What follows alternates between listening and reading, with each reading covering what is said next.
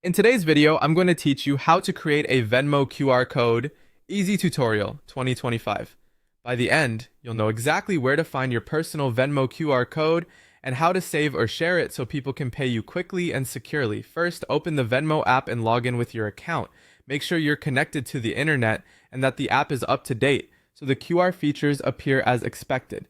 If you use Face ID or a passcode, complete that as usual. For security, only log in on trusted devices and never share your password or one-time codes with anyone.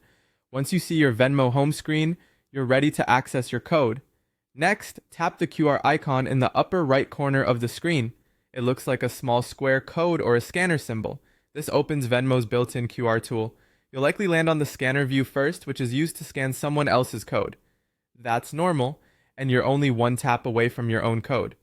Now tap Venmo Me to switch from the scanner to your personal QR code.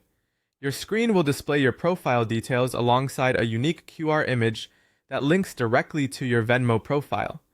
When someone scans this with the Venmo app, they can pay or request money from you without needing to search for your username. This is a convenient, error-free way to get paid at events, yard sales, meetups, or anywhere you don't want to exchange handles. Finally, you can download this as a PDF or share it. Use the share options to send your QR code via text, email, or messaging apps, or save it to your device. Choosing PDF is ideal if you want to print a sign, add it to a flyer, or keep a high-quality copy for a poster. If you're just sending it to a friend, sharing the image works great.